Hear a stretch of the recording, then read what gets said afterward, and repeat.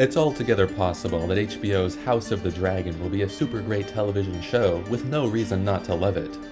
But let me put it to you this way. If your favorite restaurant served you a shit sandwich, told you that you're disrespectful for not liking the shit sandwich, accused you of taking part in a media-led hate campaign for not liking their shit sandwich, and then tried to pretend that they never served you a shit sandwich, would you ever want to eat there again? If you're like me, then the answer probably depends on how good their appetizers are, but if you had any self-respect, then you would never be seen there again. If you haven't caught on yet, the shit sandwich is a metaphor for the ending of Game of Thrones, and the restaurant is HBO.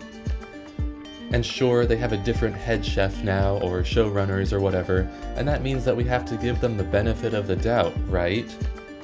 Wrong! Sure, douchebag and dumbfuck might have been the primary orchestrators of Game of Thrones' downfall, and I will never ever forgive them as long as I live. But that doesn't mean the people in charge of HBO are off the hook for gaslighting fans for years, so they could protect their investment in the Game of Thrones franchise. And that's really what it all comes down to, isn't it? The Benjamins. Game of Thrones is a fat goose laying diamond and platinum eggs, and Dan and Dave tried to whack it so they could move on to their 9-figure Netflix and Disney deals. Whoops, I guess that backfired. And I'd feel sympathy for the HBO folks, who allegedly tried to counter Dumb and Dumber's selfish take the money and run instincts, but their whole modus operandi throughout the whole debacle has been to blame the fans for not liking the ending instead of admitting that the pooch has indeed been screwed. So I'ma tell you what needs to happen for me to watch House of the Dragon.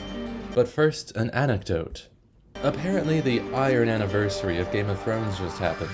10 years since the first episode aired, which is completely dumb and meaningless because no one cares, for reasons I just mentioned. But I was meandering through the craft beer selection at a grocery store when I saw this monstrosity. And I was like, what the hell is this? Turns out this goes deeper than I could have ever imagined. After a series of deep investigations, consisting of a quick visit to the McKellar Beer website, I found that they are releasing a whole series of Game of Thrones related adult beverages throughout the next couple years. This isn't just about celebrating some stupid anniversary no one cares about anymore, it's about drumming up hype for House of the Dragon and any other spin-offs HBO has in the works. And my first reaction is, like, come on McKellar, that's not very cash money of you, is it? Collaborating with these assholes to make Game of Thrones beer. But my second reaction is like, whoa, these HBO people are pretty serious about trying to make us forget we hate Game of Thrones now. Insidiously creeping their way into our homes with these beautifully designed craft beer labels, so we get hammered on these goddamned hazy IPAs until we can't even remember why we were so upset about Season 8 in the first place. Well played, HBO, well played. But I, for one, am not falling for it. And if you're watching this, I hope you won't either.